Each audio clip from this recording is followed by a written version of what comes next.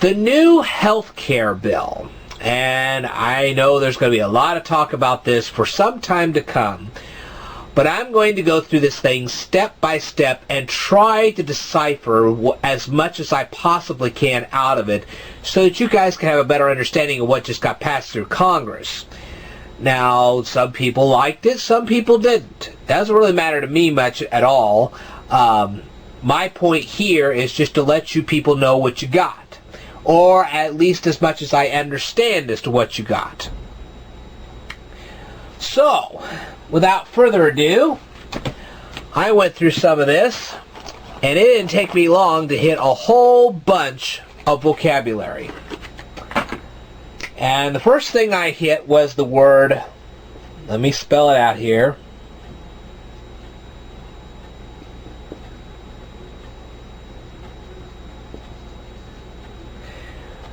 rescissions. Well, for anybody who's never heard the word rescissions before, it is the act of rescinding something.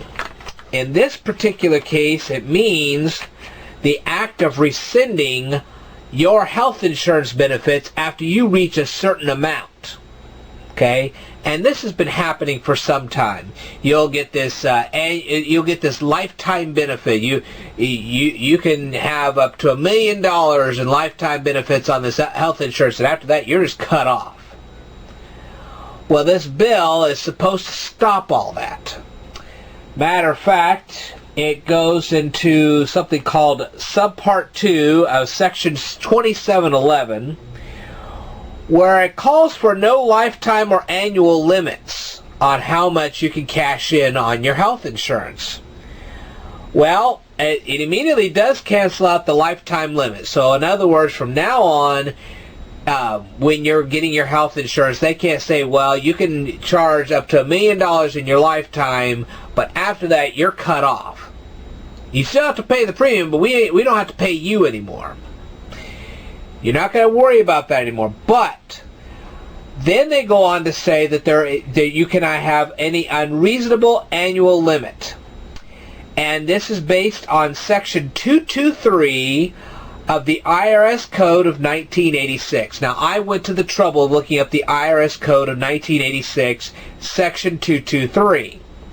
And this is in reference to these health insurance plans with high deductibles. Okay, some health insurance plans you get yourself enrolled into, they don't have to pay you a single benefit until you paid $2,000 out of pocket. That's a mighty big amount.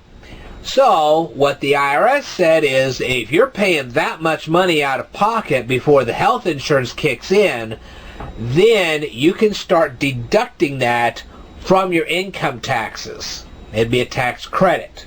And you could do this per month all the way through your 12 months. And what they do is they say, for an individual, if you have a $2,250 deductible or higher, okay, $2,250 deductible or higher before the health insurance pays for anything, then what you do is you divide that by 12, and whatever that number is, that's what you deduct off your taxes each month throughout the whole year.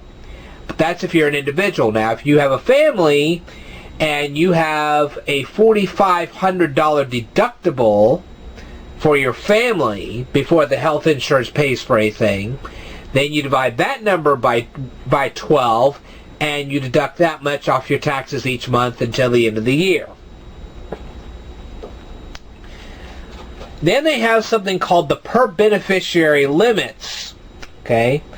And this is under the 1302B of the Patient Protection and Affordable Care Act. And you guys are more than welcome to look this up for yourself. I will tell you more in a future video. This is just kind of an introductory thing. I'll try to decipher as much as I can, and I'm going to stop it for here right now. I will tell you more in a future video, so stay tuned.